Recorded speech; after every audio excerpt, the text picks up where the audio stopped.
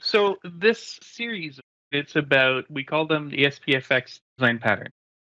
The whole idea here is how can we make every single developer a designer? And or maybe the better way to say it is how can we make every single developer, whether they're building solutions for web parts, Teams apps, or Viva connections, how can they do it and they look awesome without having to be a designer, right? And that's really what these sessions are about. So yes, we do talk about some of the code, but we also talk about some of the design ideas behind the scenes. So this is the third session that we've done about custom properties, and we'll talk a little bit more about it. My name is Hugo Bernier. I'm a cloud solution architect. I'm also the world's laziest developer. And some of the things that I'll show you today also, I think, demonstrate some of these lazy concepts. All right, so like I said, this is the third time we've been talking about web part properties and property panes. And, you know, web part properties and property panes is how you allow your users to configure your web parts, your Teams apps, and your Viva adaptive cards. But you might be asking, well, Hugo, like, why are we spending so much time on design patterns for properties and property panes when most users who aren't owners or administrators will probably never get to see the property pane? And that's a very good point, but think about it, right? Properties is really how you can go from designing a single use component to something that is versatile, right? That can be used in many, many scenarios. And this is where the being lazy part pays off, because you can actually use the same code to do a lot of things with a single solution. Let's use an example. Just take the quick links web part, for example, and you can use that same web part by changing a few properties like the layout property. You can use it in many different ways. The SharePoint lookbook, which we have examples here, is a great example of using quick links in different ways to achieve different designs. In fact, let me show you. We've got some here, and we got a few more samples here, and a few more here, right? Lots of variations of the exact same web part with the exact same code, but it just renders it in a different way, and it achieves very different look and feel. How to do that behind the scenes is, with this configuration option where you can pick the layout, and depending on the layout that you pick, for example, the button layout or the list layout, you see that you get actually different choices. So the button layout has the option to pick what type of icon, but the list layout does not do that. It actually only allows you to pick show descriptions. And the icon or the tiles one allows you to pick the size of the icon. So that's interesting, but why would you design a web part property to do that? Remember our friends Hick and Hyman, right? We talked about them a little while ago. They're psychologists who came up with they found a relationship between the number of choices present and a person's reaction time to that given number of choice. So the more things we have to choose from, the longer it takes for us to make a decision. And it's almost exponential. So when you bombard your users with too many choices at once, they have to take the time and they have to take, exponentially more time to look at all the choices that are available and giving them more work that they don't want. And that's one of the reasons why people, who are not in IT, people don't like computers, because computers make them feel stupid. They're like, oh, there's too many choices. All I want is a display list of links, right? I don't really want to have to pick 72 choices. And that's what we're going to try to talk about today, is how can we build these relationships where I only need to show the number of choices that are relevant to the user at the time that they've selected it.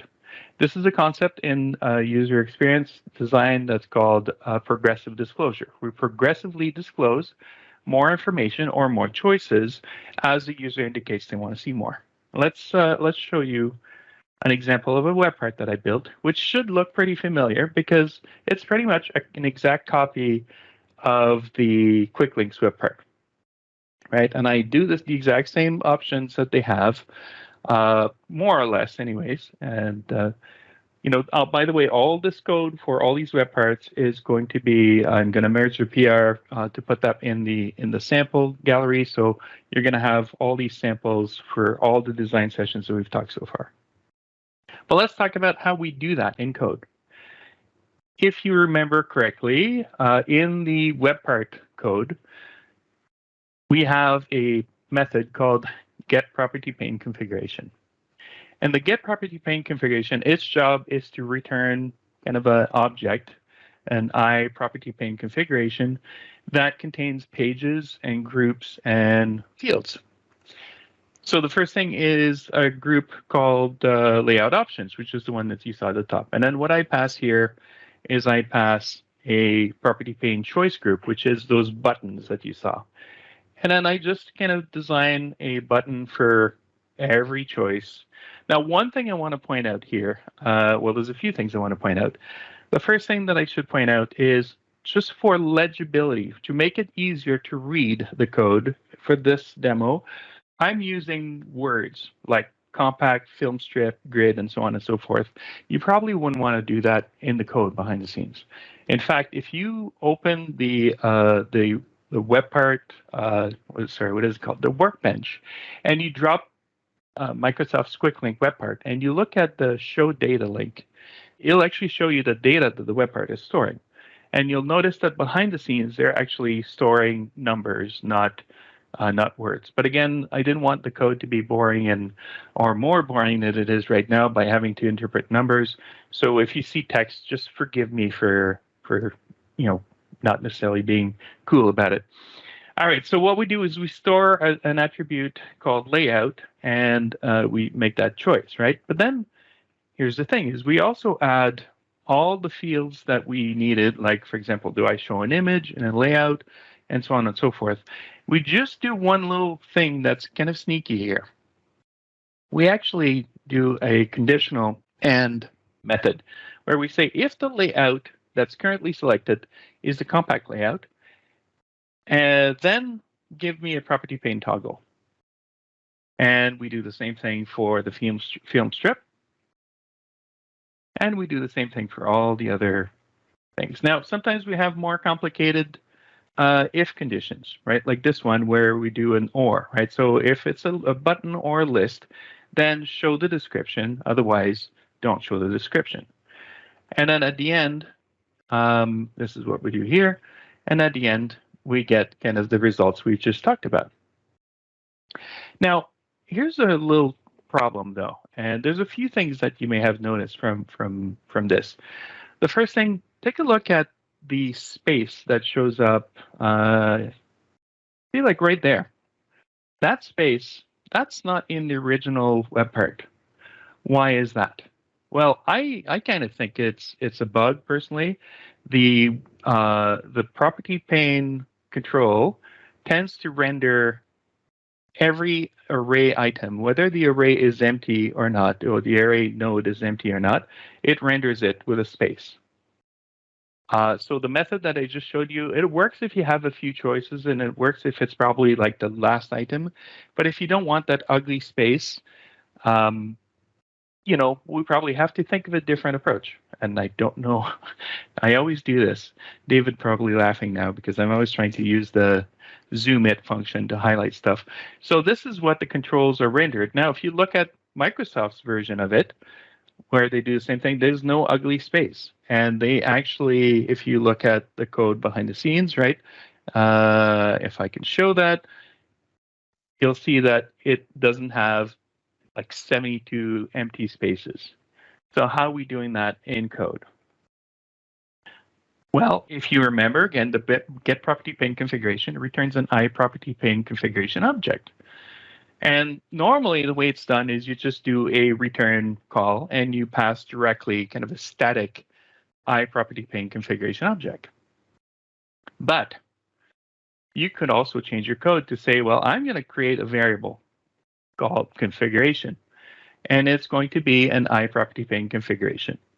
And then I'm going to actually populate it, and then I'm going to return that configuration at the end of the function. Essentially, I'm doing exactly the same thing that the getPropertyPaneConfiguration method is doing. except that now I can actually do things like manipulate my groups. So for example, the first thing I'm going to do before I return that object, I'm going to get the groups, and I get the first groups in the the groups in the first page, and then I'm going to get in my layout group, which is the first group in that first page. And I could have used names, I could have used different approaches like that. You know, what I'm doing here is I'm getting that group, and now what I can do is I can actually add my if statements, and it's actually a lot cleaner in terms of legibility, because what I can do here is I can say, look, if the layout is compact, I'm going to push, right? It's an array of fields. So in TypeScript, you can actually, in JavaScript, you can just do pop and push to modify an array. So I'm just adding my property pane toggle field. And then I'm adding my other property pane toggle fields. And then I do the same thing with the film strip. And then I return my configuration. So that's a very simple way to actually kind of create one of those conditional fields. And by the way, you could do the same thing for conditional field groups, and see how I don't have that ugly space anymore. So I don't have to lose sleep. I don't have to feel bad because I've told everybody how to add extra spaces in their web part panes. And that's cool. And that's more than likely the same behavior that Microsoft is using to render the property pane web parts. All right, so next time, what we're going to talk about is we're going to start talking about property pane validation, because now you're asking people to configure web parts. We should always validate the input, again, so that people don't feel stupid, right? Let's show them, hey, you know what, you selected this option, you should have probably entered a value here, or the URL you've just entered is invalid. We're also going to talk about the property pane controls, the PnP property pane controls, and then at a later session, we're going to show you how to build your own property pane controls. We've barely scratched the surface. We haven't even started talking about the content part. That's going to be the most awesome part. But that's it for me for today. Thank you. If you have any questions, please don't hesitate to reach out. Reza, back to you. Thank you, Hugo. Really, really cool stuff. And those are really, I think these design sessions and discussions are really good because there's a lot of kind of a inspirational thing as well. So considerations, and you're raising really, really great points on from a thinking perspective. So let's not just focus on doing things, rather focus why are we doing things and how we can make it better, which is really, really cool. Thank you, Hugo, on that one. Super cool stuff.